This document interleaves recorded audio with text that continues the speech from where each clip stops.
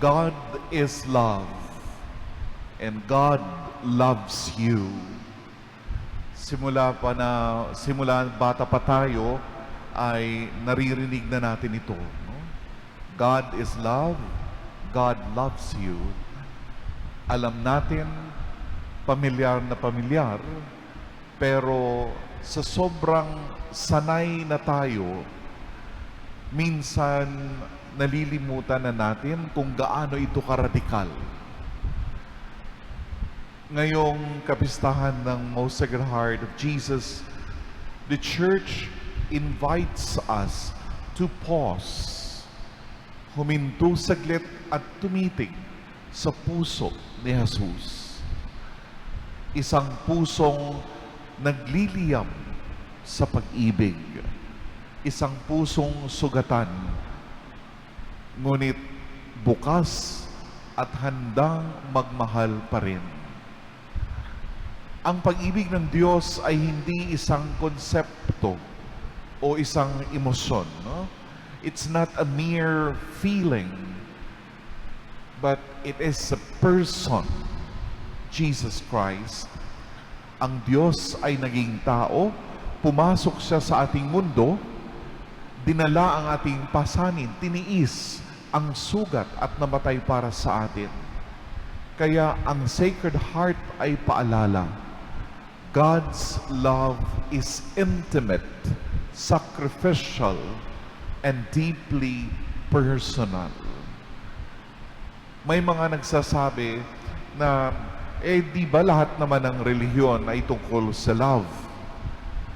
Mukhang tama naman, pero kung titingnan natin ang sinaunang panahon, religion was more about pleasing the gods, doing rituals to avoid punishment.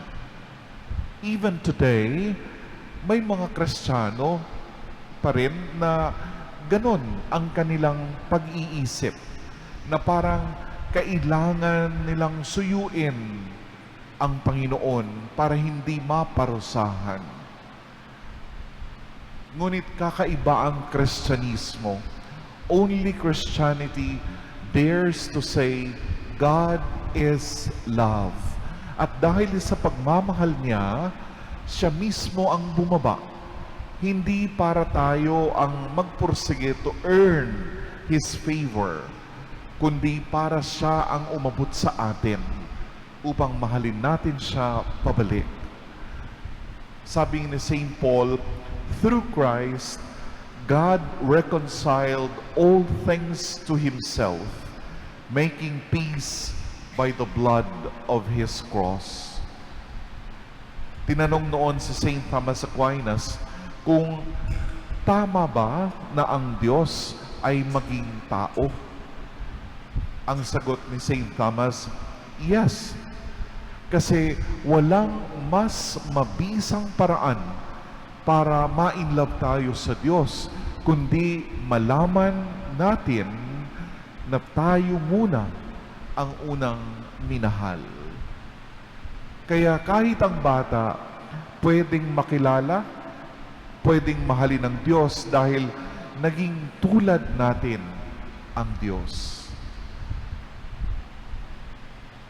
Ngunit para sa atin ngayon, no, ang katanungang ito, paano tayo tumutugon sa pagmamahal ng Diyos? How do we respond to that unconditional love of God?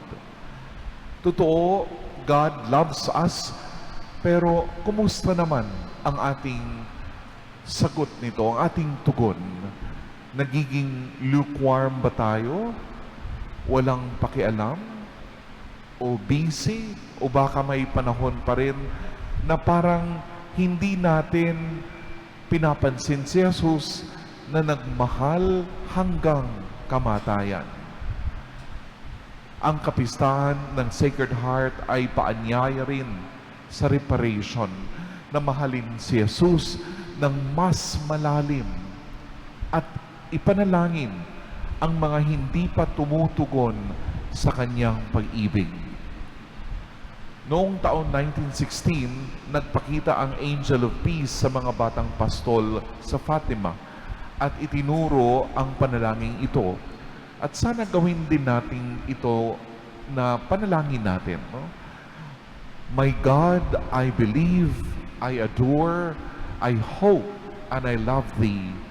I beg pardon for those who do not believe, do not adore, do not hope, and do not love Thee. Ngayong araw na ito, hindi lang natin inaalala na God is love. Tayo rin ay tinatawag na tumugon, to respond with faith, with hope, and love. Most Sacred Heart of Jesus, have mercy on us.